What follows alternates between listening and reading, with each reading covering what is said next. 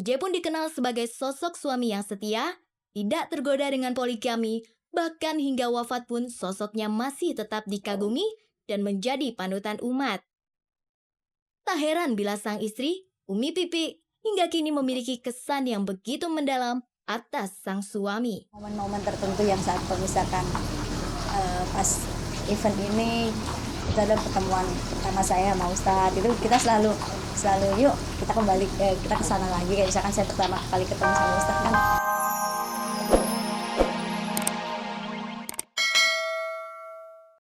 Ustadz Solmed memang kerap dikenal sebagai ustadz muda, gaul, dan dekat dengan dunia keartisan. Wajah yang tampan dan sikap yang tenang dan gaya yang simpatik adalah karunia ilahi yang diberikan Sang Maha Kuasa kepada Solmed untuk memikat hati jutaan umat. Jauh sebelum kontroversi yang mencuat dengan penetapan tarif dakwah, pemberitaan seputar Ustadz Solmed amat sering menghiasi media massa.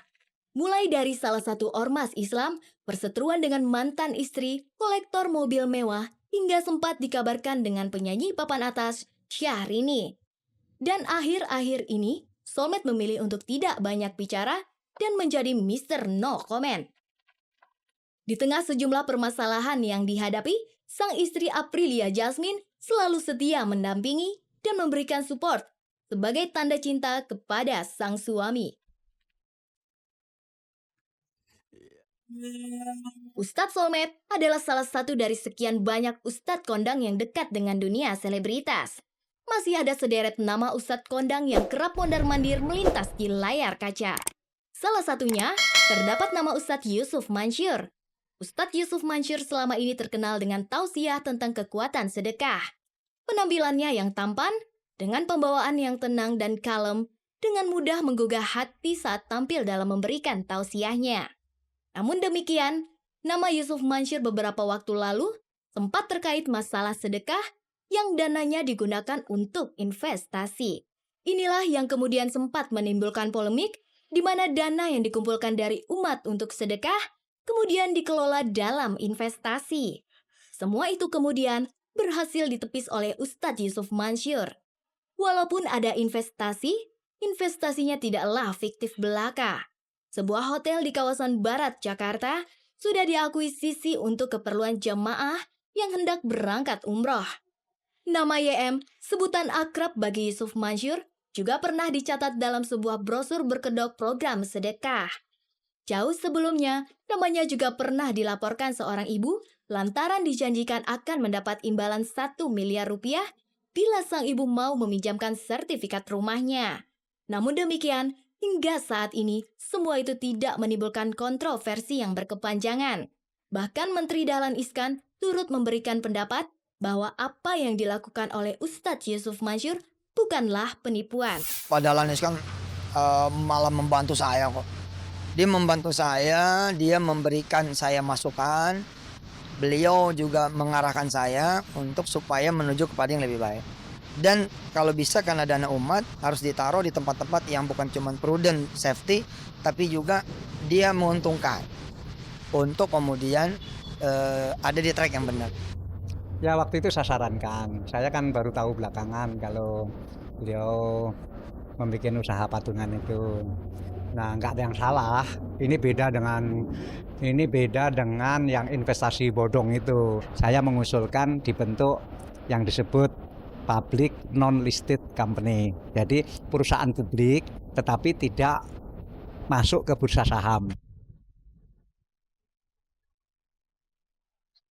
Nah, mengelola harta ini termasuk investasi. Karena tuh di dalam Islam, investasi adalah bentuk pengelolaan harta. Dan memang kita diminta oleh Allah mempersiapkan diri untuk kemudian ada hal-hal di masa depan yang kita kadang-kadang nggak tahu. Seperti misalnya contoh, mempersiapkan tentang perang di masa Rasulullah, mempersiapkan untuk anak-anaknya dan sebagainya. Dan mungkin persiapan harta itu termasuk salah satunya. Hal lain lagi yang membawa nama Ustadz akan terdengar bila kita menyebut nama Ustadz Guntur Bumi. Ustadz Guntur Bumi yang terlahir 31 tahun lalu di Semarang memiliki nama asli Muhammad Susilo Wibowo ini bahkan mendapat julukan Ki Cilik Guntur Bumi dari ulama besar sekaligus Presiden keempat Republik Indonesia Kiai Haji Abdurrahman Wahid. Awalnya publik mengenal Ustadz Guntur Bumi melalui sebuah program mistis di televisi swasta.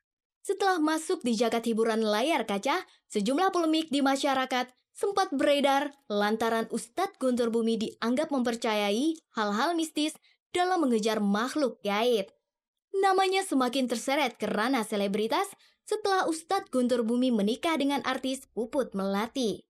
Bahkan tahun lalu, nama UGB, sebutan akrab bagi Ustadz Guntur Bumi, juga sempat menarik perhatian khalayak karena dikabarkan melakukan poligami dengan menikahi secara siri artis Nuri Maulidah. Eksistensi nama Ustadz Guntur Bumi di layar kaca tak terhenti sampai di situ. Pernah pula, nama Ustadz Guntur Bumi dikabarkan melakukan penipuan atas pengobatan yang ia lakukan. Sejumlah jamaah pernah mengeluhkan sejumlah biaya yang amat besar sudah mereka gelontorkan. Namun hasil yang diperoleh dari pengobatan alternatif tersebut masih tetap nihil.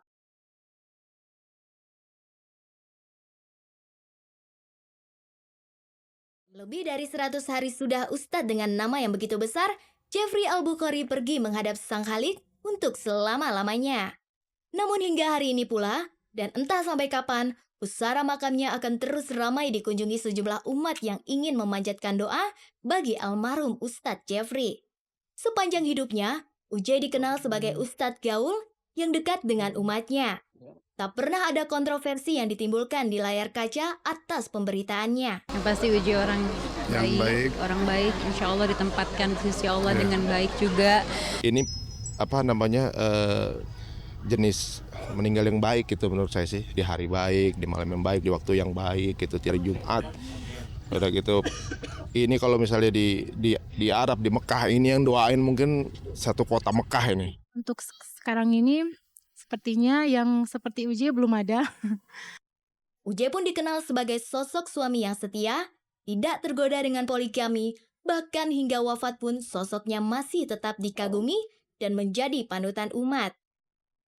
Tak heran bila sang istri, Umi Pipi, hingga kini memiliki kesan yang begitu mendalam atas sang suami. Momen-momen tertentu yang saat misalkan pas event ini itu ada pertemuan pertama saya sama Ustadz, itu kita selalu yuk kita kembali kita ke sana lagi. Kayak misalkan saya pertama kali ketemu sama Ustadz kan, Ustadz lagi makan nasi goreng di Menteng Sipia di pojokan. Nah, kadang kita suka jalan ke sana, duduk terus suka bercanda ketawa. Ini kan dulu kita ketemu di sini atau Gun Gondrong ya, untuk dikenalin gitu.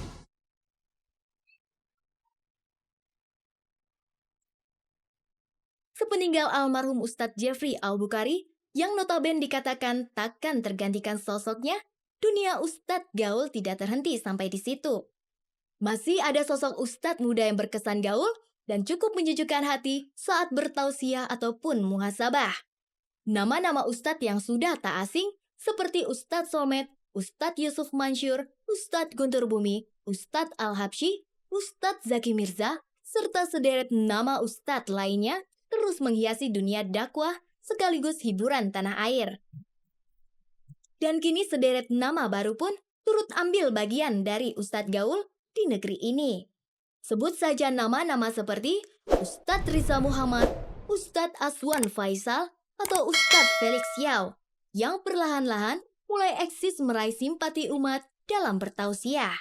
Wajah yang tampan, suara yang mendayu, dandanan yang modis, gaya ceramah yang lucu, rendah hati, tidak menggurui, serta isi tausiah yang mampu menenteramkan hati seolah menjadi satu paket yang dirindukan umat atas sosok seorang dai muda. Pada awal berdakwah saya nggak bisa apa-apa. Ya ngomong susah gitu loh. Jangankan suruh ceramah, suruh sambutan juga bingung mau ngomong apa.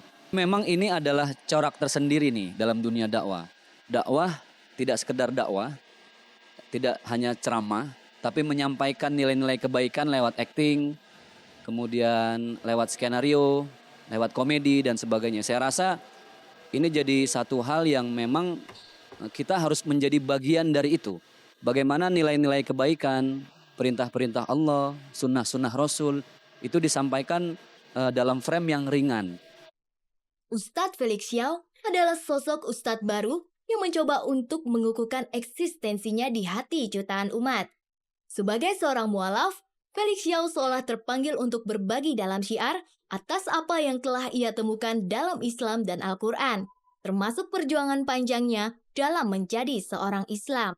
Waktu itu saya ditawarkan untuk membaca surat Al-Quran, surat Al-Baqarah ayat 2. Zalikal kitabu la raiba fi hudal lil muttaqin. Kitab ini tidak ada keraguan di dalamnya, petunjuk bagi orang-orang yang bertakwa. Ternyata sampai saat ini saya berbicara, tidak ada satupun yang bisa mendatangkan yang semacam dengan Al-Quran. Karena itulah saya berpikir ini pasti yang buat adalah Tuhan. Dan karena itu saya masuk Islam. Tersirat perbedaan mendasar antara seorang dai dengan seorang artis. Karena tidaklah mudah untuk menjadi seorang dai kondang.